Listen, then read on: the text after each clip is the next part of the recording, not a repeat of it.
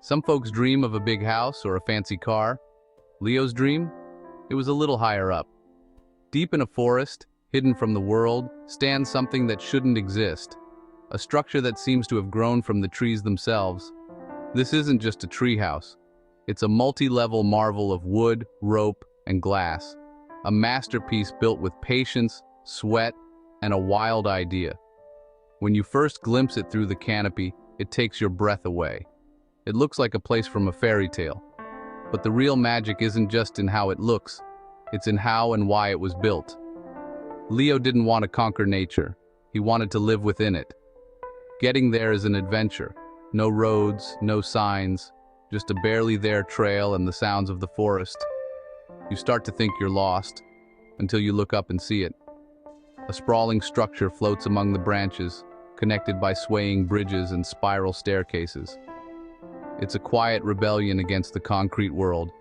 The first question is always, how? How did someone build this out here with no machines, no crew? The answer, respect, ingenuity, and relentless hard work. This isn't just a building. It's a relationship, a conversation between a man and a forest. Leo listened more than he spoke. The forest had a lot to say. Every detail, every joint, every rope, crafted by hand, guided by nature. This treehouse isn't just a home.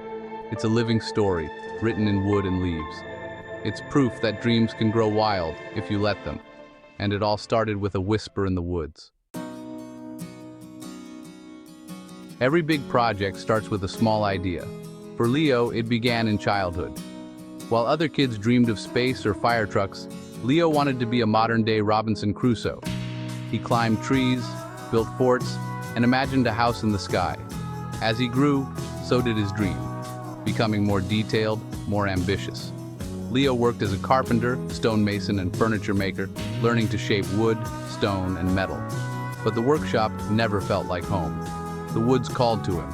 If he was going to build his dream, he'd do it his way.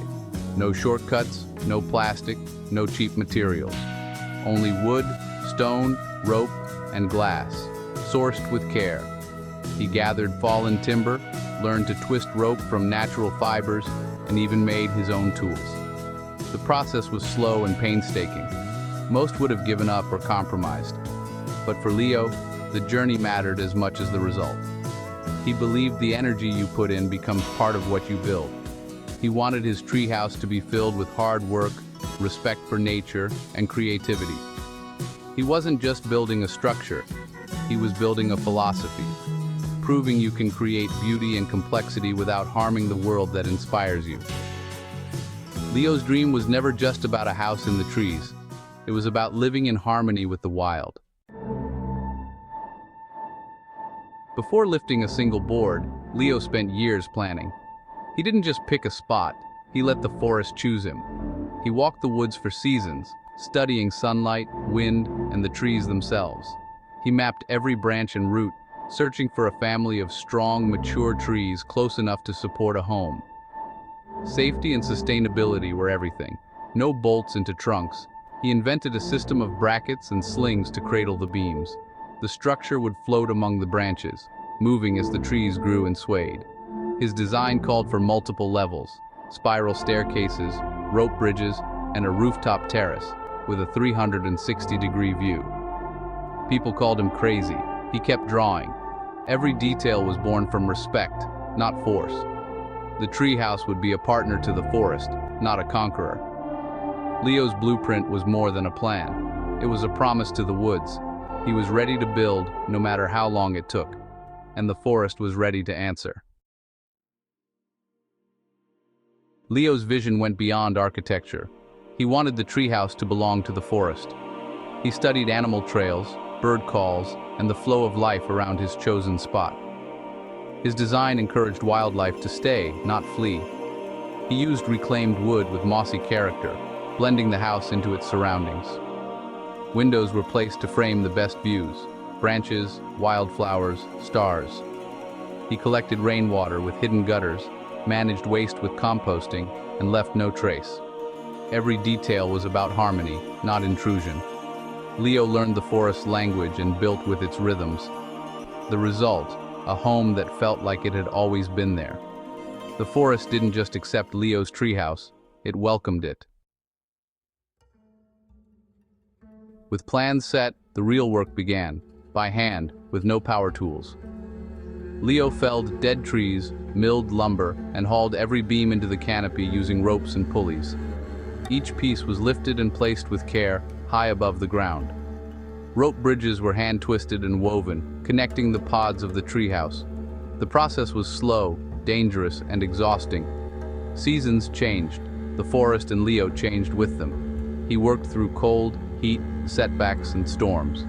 Patience was his greatest tool. He wasn't fighting the forest, he was dancing with it. Every setback was a lesson, every success a quiet victory. Years passed, but Leo never rushed. Slowly, his vision took shape against the sky. The treehouse grew, not just as a structure, but as a living part of the woods. Creation, in Leo's world, was a slow, beautiful dance. Leo refused heavy machinery, not just for purity, but out of respect. No bulldozers, no cranes, just his own strength and simple tools. Every material was carried in by hand or dragged on a wooden sled. Waste was not an option. Every piece was precious. His toolkit was old world. Hand planes, chisels, mallets, brace, and bit. Working by hand meant feeling the wood, listening, adjusting, crafting with care. Even the foundation was dug, stoned, and mortared by hand, using creek water. What took a modern crew a day took Leo weeks, but his way left no scars, no damage, just a quiet negotiation with the earth. The treehouse's imperfections gave it soul. Every corner bore the mark of human hands. Leo's labor was a tribute to patience and perseverance. The forest remained whole, and the house became part of it. Stepping inside is like entering another world, warm, bright, and alive. Windows made from reclaimed glass frame the forest like living art. Handmade furniture, each piece unique, fills the space with character. No factory straight lines, just organic curves and natural beauty. A wood-burning stove warms the main room. Cozy nooks invite you to read and rest. The sleeping loft is a sanctuary under the stars. Every detail feels in harmony with the woods outside. Light dapples the floor, branches brush the windows, and the air smells of pine and wood smoke. It's not just a house in the trees, it's a house of the trees. Here, nature and home are one. Leo's dream is alive in every corner. The rooftop terrace is the crown jewel. Climb the spiral stairs, emerge above the canopy, and the world opens up. Miles of green stretch in every direction. Hawks soar at eye level. Sunrise paints the sky, and at night, the stars are dazzling. Up here, you feel small and infinite at once. Not a single tree was harmed. No nails, no cut branches. The house floats, held by slings and brackets, letting the trees grow and sway. The treehouse doesn't dominate, it embraces. Nature and architecture are in perfect balance. It looks like a fairy tale home, but it's real, built with ingenuity and care. The view inspires awe and imagination. Leo's creation proves you can build without destroying. Here, human dreams and wild nature coexist. Leo's treehouse is more than wood and rope. It's a philosophy made real. It challenges how we think about living with nature. It's a story of patience, craftsmanship, and respect in a world of shortcuts. We can't all live in the woods, but we can learn from Leo's spirit. Be resourceful, be mindful, build with care. The most valuable things aren't bought. They're built with heart and hands. Next time you walk in the woods, look up. You might not find Leo's masterpiece, but you'll feel the magic that inspired him. See the strength in the trees, the beauty in the light, the dance of life all around. Let it inspire you to build something of your own. It doesn't have to be a treehouse, just something born of passion and respect, because that's a job worth doing.